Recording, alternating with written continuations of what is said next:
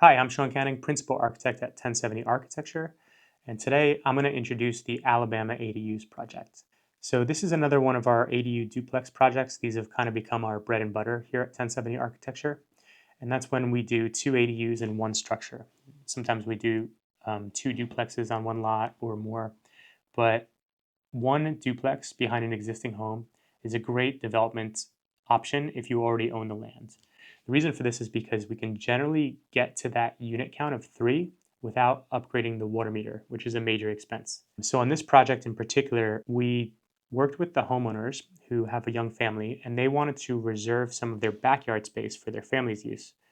So we started the design by pushing the ADU as far back to the alley as possible and then moving it in about 22 feet to reserve enough space for 5 cars to park. So while this is an ADU project and a lot of the criticism of ADU projects is there's not enough parking, this particular project has plenty of parking for 3 units. So this is another one where we have one unit over another unit. So there's a ground floor, 2 bedroom, 1 bath ADU with a second story, 2 bedroom, 1 bath ADU, basically stacked right over the top of each other. This requires you to upgrade the floor to have a 50 sound transmission class, a 50 impact isolation class, and a 1 hour fire rating. This is going to provide more comfort to the tenants downstairs because they don't have to deal with as much noise that the tenants above them are making. We do consider exterior space to be an ideal in San Diego, so both units have exterior space. The ground floor has a lower deck which spans the entire 25 feet of the unit, and it's accessed from the master bedroom and also from the living room. And the second floor unit has an exterior deck that is also used for their entry. One of the interesting things about this project is while we did install more plumbing than would have been allowed on a 3/4 inch meter, the client was actually pretty lucky because they had a 1 inch line installed by the city to a 3/4 inch meter. So it's a rare case when this happens. We were able to do all the research and determine this before we progressed with the plans. But basically, we were able to save about $40,000 on the water meter upgrade because you don't even need a right-of-way permit for that. So I think the water meter upgrade, when you're changing from a 3/4 to a 1 inch water meter, when you already have a 1 inch line, is under $5,000. So it's actually a great deal.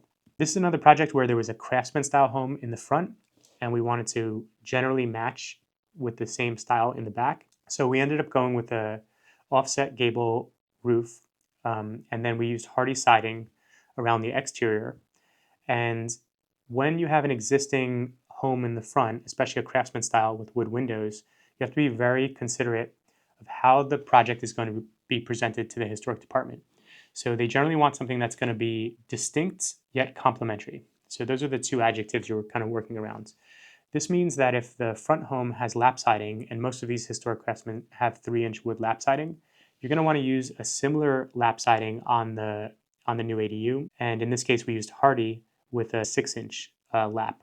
So because it's both lap, the historic department would view this as complementary, but because there's two different sizes of the lap, that would they would read this as distinct. So that's what they're looking for here.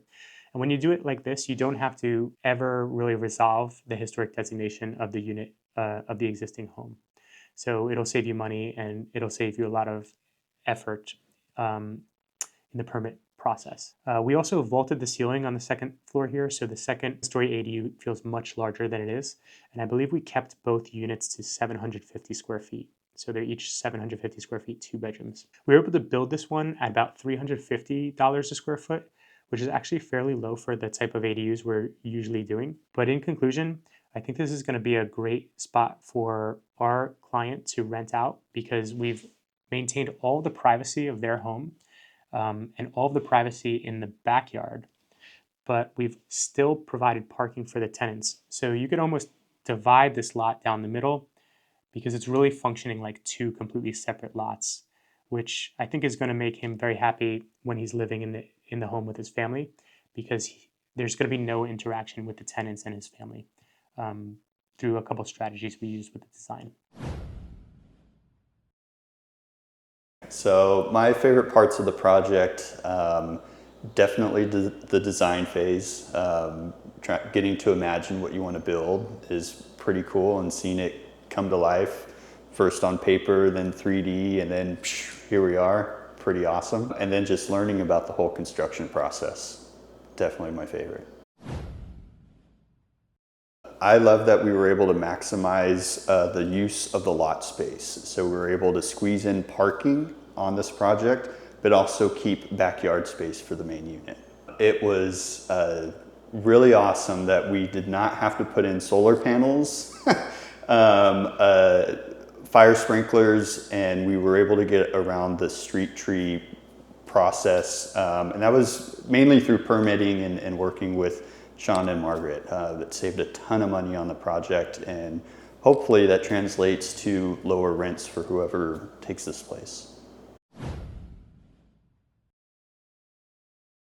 Definitely the design phase was really awesome. I'd never done anything like that before, and Sean kind of held my hand and took me through the whole process. We had great meetings, great back and forth. The first design that came out wasn't the final design, so it was awesome to sort of play a role in that and have Sean sort of help me along the way.